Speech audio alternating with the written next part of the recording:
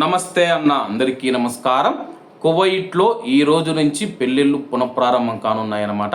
ఫిబ్రవరి 28వ తేదీ నుంచి మనం చూసుకుంటే ఇరాన్ దాడుల నేపథ్యంలో కువైట్లో పెళ్లిళ్లపైన నిషేధం విధిస్తూ అధికారులు ప్రభుత్వం నిర్ణయం తీసుకున్న విషయం అందరికీ తెలిసిందే.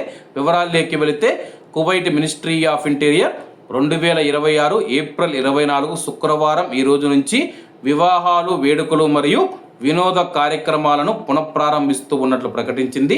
ప్రస్తుత భద్రతా పరిస్థితిని సమీక్షించిన అనంతరం మెరుగుపడుతూ ఉన్న స్థిరత్వం మధ్య ఈ నిర్ణయం తీసుకున్నారు. సామాజిక కార్యకలాపాలు తిరిగి ప్రారంభించడాన్ని ప్రజా భద్రతా అవసరాలతో సమతుల్యం చేయడమే దీని లక్ష్యం. భద్రత మరియు స్థిరత్వాన్ని కాపాడటానికి పరిణామాలను పర్యవేక్షిస్తూనే ఉంటామని, అవసరమైన చర్యలు తీసుకుంటామని మంత్రిత్వ శాఖ ధృవీకరించింది. అందరికీ అత్యున్నత స్థాయి భద్రతను నిర్ధారించడంలో సహకరించాలని ప్రజలను కోరిందనమాట. ప్రస్తుతం మనం చూసుకుంటే కానీ ఇరాన్ యుద్ధం నేపథ్యంలో దాడులు చేస్తూ ఉన్న నేపథ్యంలో మిసైళ్లు కావచ్చు, డ్రోన్లు కావచ్చు, కువైట్లోని పలు ప్రదేశాలను లక్ష్యం చేసుకుని దాడులు చేసే అవకాశం ఉంది. అలాగే జనాలంతా పెద్ద సంఖ్యలో ఒక చోట గుమికూడదని చెప్పేసి కువైట్లో వివాహాలు, వేడుకలు, అలాగే ఏదైనా ఇతర కార్యక్రమాలు, సామాజిక కార్యక్రమాలు ఏవైతే ఉన్నాయో వాటిపైన నిషేధం విధిస్తూ మినిస్ట్రీ ఆఫ్ ఇంటీరియర్ నిర్ణయం తీసుకుంది.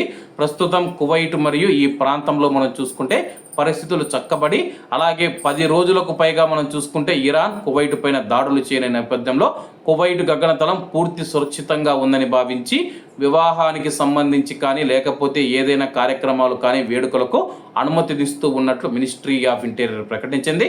కాబట్టి అందరూ బాగుండాలి, అందులో మనం ఉండాలి. అందరికీ నమస్తే అన్న, జై హింద్.